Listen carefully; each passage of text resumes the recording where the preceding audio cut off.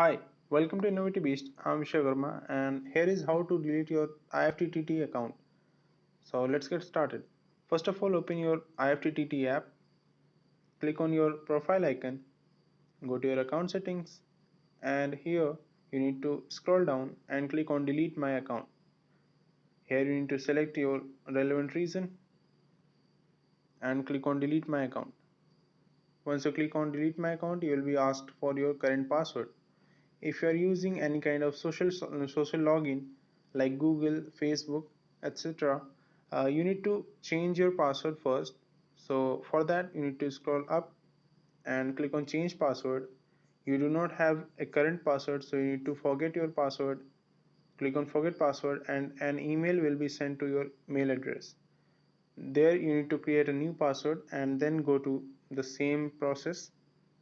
Go back, click on delete my account and then select a reason and enter your password. Your account will be deleted successfully.